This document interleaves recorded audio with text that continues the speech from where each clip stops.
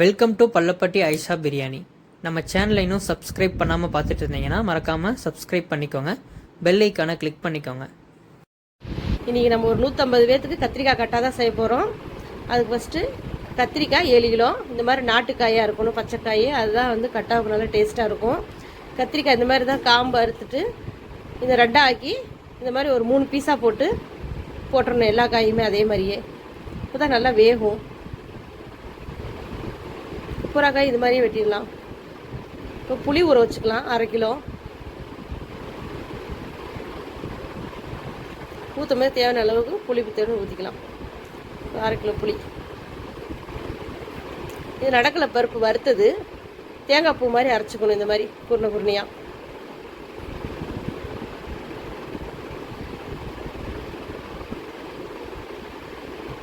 தக்காளி 4 கிலோ. இந்த மாதிரி அரைச்சி மிக்சியில் இந்த மாதிரி வடிகட்டிக்கணும். நல்லா நிறைய குப்பைகள் இருக்கும் தக்காளி தோலுக்கு விதையெல்லாம். அதெல்லாம் இந்த மாதிரி வடிகட்டிக்கணும். அப்போ தான் வந்து கட்டா நம்மளுக்கு வந்து ஊறுகாய் மாதிரி நல்லாயிருக்கும். பழமாக இருக்கணும். இது கொஞ்சம் காய் தான் தக்காளி. எவ்வளோ பழமாக இருக்கோ அந்த அளவுக்கு கட்டாவுக்கு ரொம்ப டேஸ்ட்டாக இருக்கும்.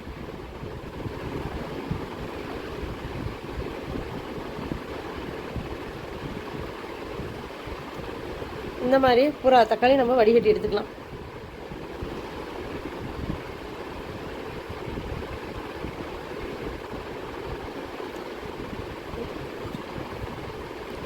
பார்த்தீங்கன்னா எவ்வளோ சக்கை வந்திருக்குன்னு. இப்போ கட்டா தாளிக்க ஆரம்பிச்சிடலாம். அதுக்கு ஃபஸ்ட்டு நல்லெண்ணெய் 1 லிட்ரு.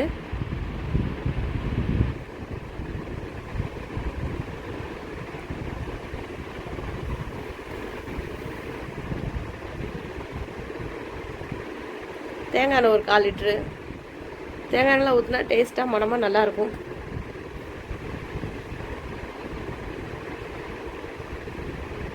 விளக்கெண்ணெய் ஒரு 10 கிராம். கத்திரிக்காய் சீக்கிரமாக வெந்துடும், ருசியாகவும் இருக்கும்.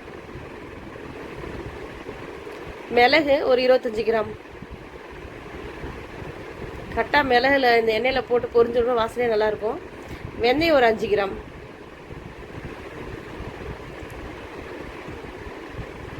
ஜீரகமும் அதே மாதிரி ஒரு 10 கிராம்.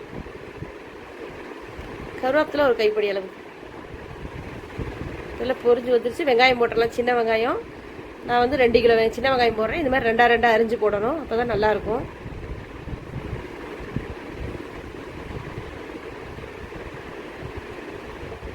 பொன்னேரம் வரட்டும்.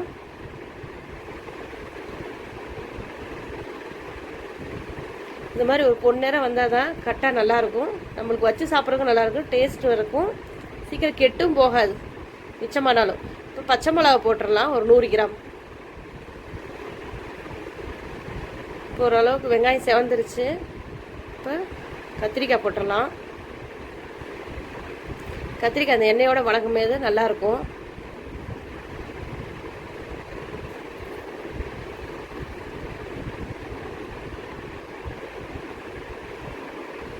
எந்த அளவுக்கு வெங்காயம் சேவக்குதோ அந்த அளவுக்கு நம்மளுக்கு கட்டா டேஸ்ட்டு கொடுக்கும், வச்சுருந்தாலும் கெட்டு போகாது.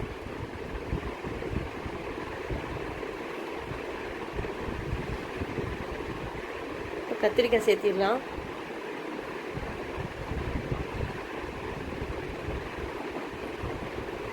கத்திரிக்காய் நேரம் ஓரளவுக்கு மாறுற வரைக்கும் வதக்கணும். கத்திரிக்காய் உடையாத அளவுக்கு இந்த மாதிரி பொறுமையாக எடுத்து விடணும். வதங்குற அளவுக்கு நல்லாயிருக்கும். அடுப்பு ஓரளவுக்கு கத்திரிக்காய் போடும்போது சிம்மில் தான் இருக்கணும், ரொம்ப வேகமாக இருக்கக்கூடாது, வெங்காயம் கருகிரும். கத்திரிக்காய் வதங்கும் போது இது தேவையான உப்பு போட்டுக்கலாம்.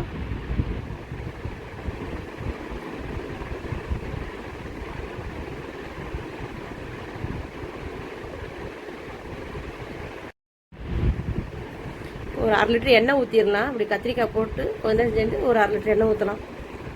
கத்திரிக்காய் வதங்குறதுக்கு நல்லாயிருக்கும். கடலை எண்ணெய் நல்லா வாசனையாக நல்லாயிருக்கும். வரமிளகாத்தூள் 80 கிராம் போட்டுக்கலாம். கட்டா காரம்லாம் சுருக்குன்னு இருக்கணும், புளிப்பு காரம்லாம், அப்போ தான் நல்லாயிருக்கும். இது குழம்பு மிளகாத்தூள் 150 கிராம். மஞ்சத்தூள் ஒரு 10 கிராம். மிளகாத்தூள் எல்லாம் போட்டாச்சு. இப்போ இதெல்லாம் ஒரு பெரட்டிடலாம். இது எண்ணெயோட ஒன்று சேர்ற அளவுக்கு கத்திரிக்காய் பாருங்கள் எந்த அளவுக்கு வதங்கியிருக்குன்னு. இப்போ மசாலா ஊற்றிடலாம். கரைச்சி வச்ச தக்காளிலாம் ஊற்றிடலாம்.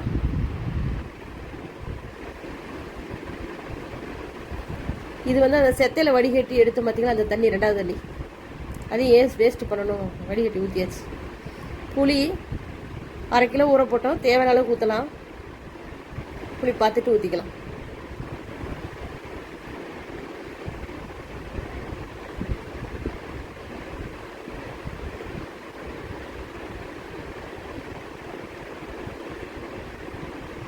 எல்லாம் போட்டு ஒரு கலக்காச்சு. இது கூட ஒரு கொதி வரட்டும், தேங்காய் ஊற்றிக்கலாம். அடுப்பு 1 நிமிஷம் ஃபாஸ்ட்டாக வச்சு கொதி விட்டு கொஞ்சம் சிம்மில் போட்டுடணும்.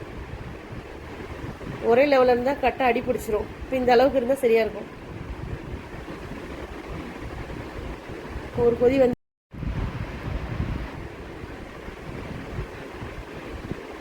அப்புறம் கத்திரிக்காய் முழுசு முழுசாக இருக்கும்.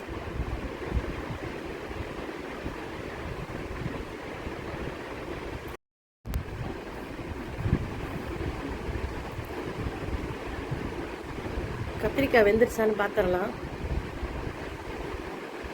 1/2 வேக்காடு தான் வெந்திருக்கு. ஃபஸ்ட்டு இந்த மாதிரி பெரிய கத்திரிக்காவை பார்க்கணும், ஏன்னா சின்னதெல்லாம் வெந்திருக்கும், பெருசு தான் வேகாமல் இருக்கும். பெருசு பார்த்தா நம்மளுக்கு நிதானம் தெரியும். ஒன்று கொஞ்ச நேரம் வேகணும். இப்போ தேங்காய் ஊற்றிடலாம். 3 காய் இந்த மாதிரி இளங்காயாக அடித்து ஊற்றணும், அப்போ தான் கட்டாவுக்கு நல்லாயிருக்கும். முத்தனை காய் போட்டோம்னா அவ்வளோக்கா டேஸ்ட் கொடுக்காது. நம்ம தக்காளி ஊற்றின பின்னாடி கூட தேங்காய் ஊற்றலாம், ஆனால் அப்போ அரைக்கலை, அதனால் நான் இப்போ ஊற்றுறேன். இப்போ எல்லாம் போட்டு கொஞ்ச நேரம் கொதிக்கட்டும். உப்பு காரம்லாம் கரெக்டாக இருக்குது. இப்போ கத்திரிக்காய்லாம் வெந்துருச்சு. இப்படி இறக்கிறதுக்கு ஒரு 10 நிமிஷத்துக்கு முன்னாடி நம்ம அடைச்சி வச்ச நடக்கல்ல பருப்பு அதில் போட்டுடணும். இந்த மாதிரி போட்டு இந்த மாதிரி ஒரு கொஞ்சம் நேரம் கொதிக்கணும், ஒரு 10 நிமிஷம் சிம்மிலேயே. அப்போ அது கொஞ்சம் திக்னஸ் ஆகும். இப்போ அதுக்கு மேலே நம்ம கொஞ்சம் எண்ணெய் ஊற்றி வெள்ளையில் வறுத்து ஊற்றிக்கலாம். நல்லா வாசனையாக நல்லாயிருக்கும். இந்த மாதிரி இறக்கின பின்னாடி மேலே ஊற்றினோம்னா.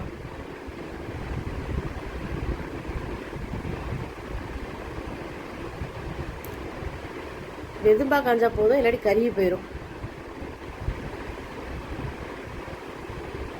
போட்டோடய 2 கிண்டு கிண்டி எடுத்து ஊற்றிடலாம், இல்லாட்டி கறியிடும்.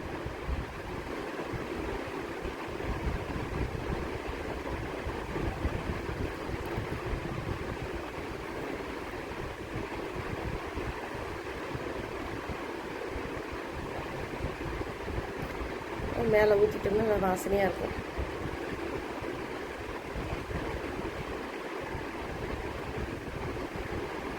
இது மேலே 2 கொத்தமல்லி தழையை போட்டுக்கலாம், சும்மா வாசனைக்கு 2.